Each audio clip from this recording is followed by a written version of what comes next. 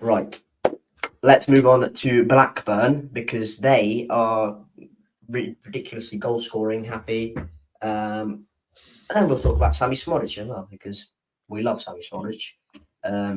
Lee Johnson didn't fancy him, but whatever.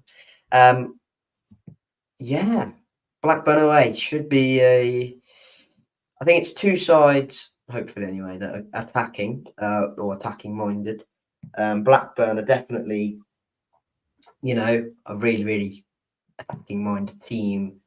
They've got some good players in there as well. What are your general thoughts, your first gut instincts going into this game? It's obviously not going to be easy. They have lost their last two games, so that could help. I mean, it was against Leeds today, so that's obviously never going to be easy. But they did lose against the Sheffield Wednesday, who have won their last two games now, and they've overtaken They're off the bottom, yeah. They're off the bottom. So unbeaten in 3. So yeah, no words for that. But yeah, Blackburn are a very good team. They got the 5th most goals in the league, and yeah, away from home. I mean, we had good memories from last year there. Remember the start of the season? We won 3-2. Remember the Naki Wells goal? Yeah, we were really good that day. That was really 3-2 flattered Blackburn so much. We should have won that game 3-0. Really, we were brilliant that day. Yeah, that was God knows what's happened since. But yeah, looking, yeah, wow. Sammy Smodic is top goal scorer for the championship. Didn't even know that. He is. He won. I think he won. Did he win Player of the Month? Maybe he won Player of the Month. I'm not sure. Probably did. 14. Yeah, he did. Fair play. So yeah, they obviously know how to score. However, we do have one of the better defensive sides in the league, so hopefully we can prevent them from too much. But it is away from home, so it's not going to be easy. However, yeah, like we talked about the Huddersfield game, the style of play, creating a few more chances on the ball. I think it's going to be a tie game. It could go either way, to be honest. But hopefully we can kind of carry the performance a bit from today. Just a bit more clinicality, and it'll be interesting to see how he changes the lineup, if he does at all. But yeah. Yeah, I'd expect a few changes. I think that's why Mark Sykes went off a little bit earlier, to be honest, in today's game, just to preserve him probably for the game against Blackburn. It's another away trip, which is not fun for the players, I suppose, in a way, because that's 2 consecutive trips up north. I reckon. Do you think they stay there? If you had to, I'm not sure. I would be interested to know.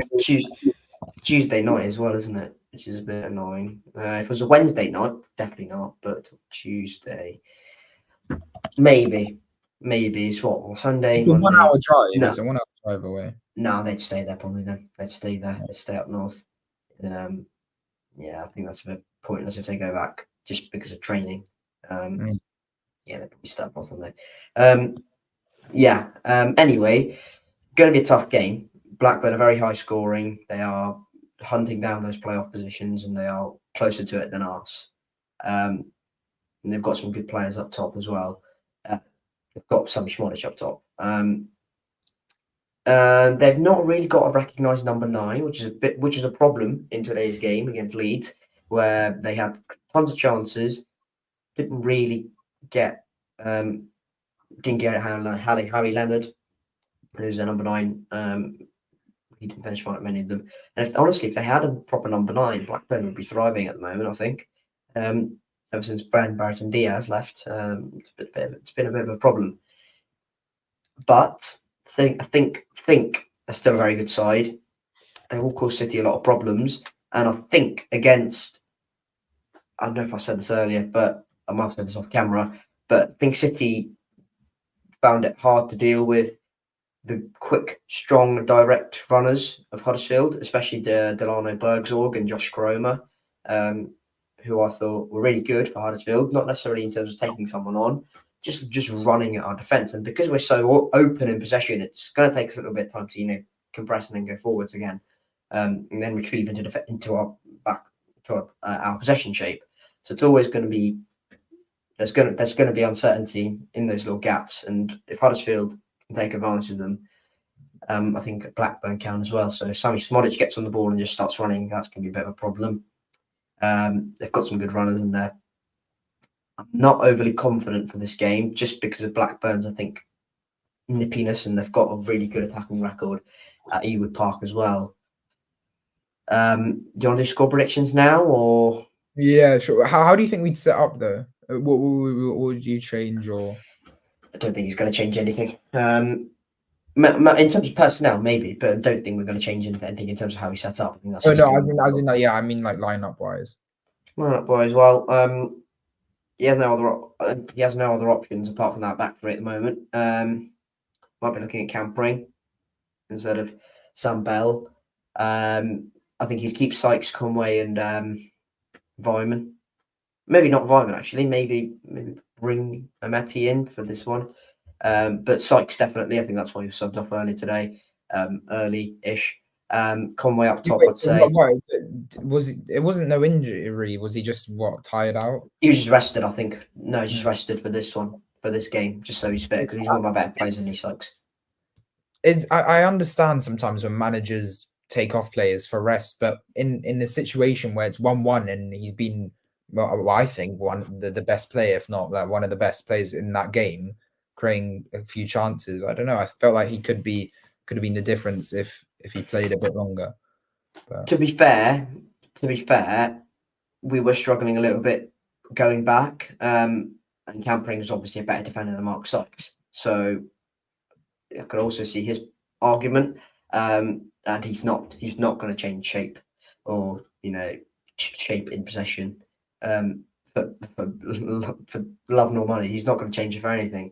So I don't particularly think that was, you could read too much into that. I think he was saved for this game just so no injuries, and we are obviously missing a few key senior players at the moment: Atkinson, McCrory, Naki Wells. So it's not easy for Matt Manning. Apart from that, Knight, James, Joe Williams was brilliant. I thought today. I thought he was magnificent. So he's going to play. I hope he plays anyway.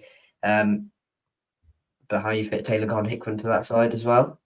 That's a good problem to have, I think. Good problem to have, I'd say. Midfield is finally showing some sort of signs of life. Maybe he takes Andy Vyman out for potentially moving Sam Bell up the pitch, or bringing in Asmameti. I don't honestly know. So yeah, I'd go with same back three of Tanner, Viner, Dickey in possession, obviously. I think he goes with Knight. He goes with James, Williams in midfield just because they were brilliant. And again, Williams, same as Sykes, was taken off a little bit earlier, didn't complete the full 90 minutes for the rest, and with injury record as well. Yeah, I think Williams was more as well the fact that he's still just coming into game time as well. Vyman is really good, but he might be looking at giving him a rest, so he probably puts Campering in there, and then drops Campering back and moves Sam Bell up the pitch. I don't know. Conway up top, Sykes, and then Jason Knight. I'd say probably think about what we get. About where we are. I mean, I'm looking at the lineup of the game, and on FootMob they put Sam Bell in the DM role. They have no clue. But what I'd say is, in possession, I'd actually think to fit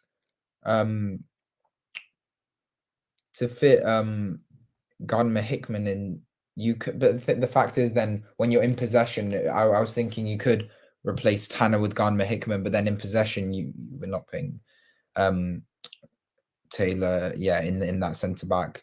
However, you could move maybe Pring inwards, so like Pring, Dickey, Viner, and then maybe Sam Bell or Anis at the left wing back, and then maybe maybe something like that.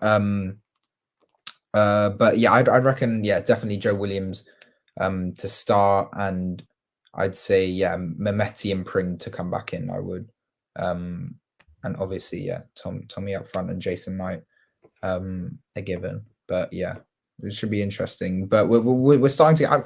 When is Naki supposed to come back? Well, he's not going to be this midweek because, well, Cal Yeah. Naismith said he wasn't going to be this week. So there you go. There's another injury. Cal Naismith, he's not available either. Well, he was on TV. He was on Roberts TV, and he confirmed that after the game. He said, "Oh, Naki's not going to be available this week," which I'm sure Manning is loving. It says late December. Late December. So what? Okay. No, I thought we were still in October. To be honest, it's not December. It doesn't feel like. Time has moved way too quickly. I swear to God. This last 2 months. Yeah. Go on. Score prediction then. Thought for this game.